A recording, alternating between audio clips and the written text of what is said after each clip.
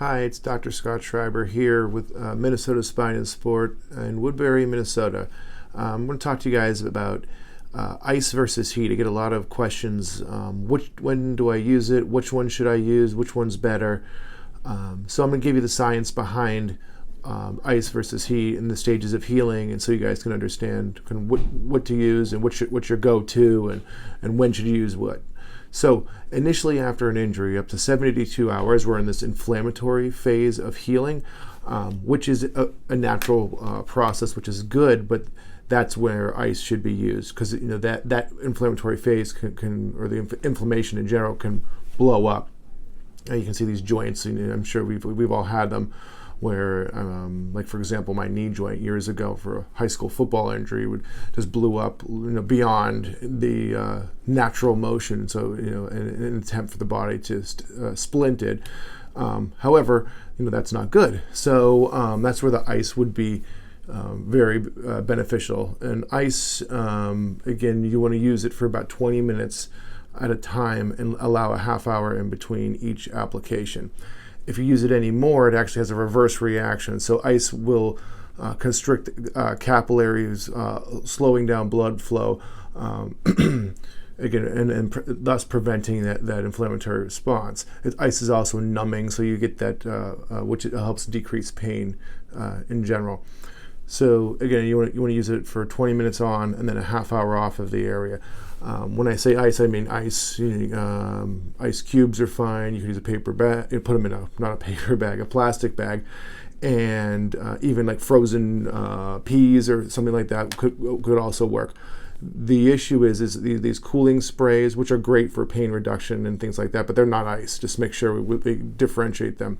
The other thing, especially with ice, is you need to use it multiple times, not just once. And if a patient's, over the course of time told me, hey, I've only I iced one time and nothing happened. Well, yes, because you have to do it multiple times for this to reduce the inflammatory process. That process occurs.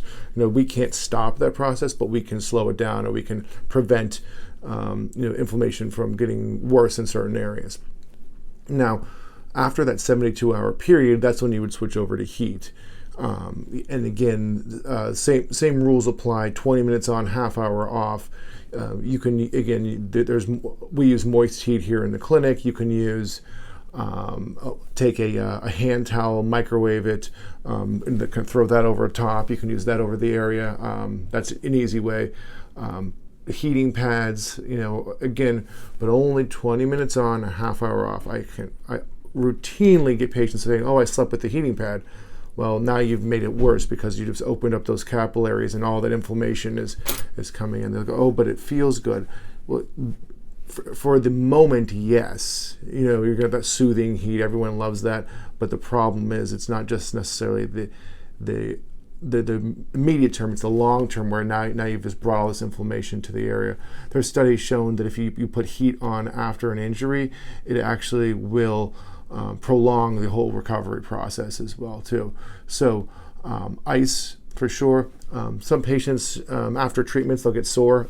I always say ice after that as well. Again, you can be from either a manual therapy treatment, manipulation, exercise, you get sore. So yeah, even sometimes some patients with just from a physical exam will get sore just from moving the body around, especially if you're injured. That's an ice situation there. If you have a flare-up of a previous injury, ice, same thing there. We have an inflammatory response going on.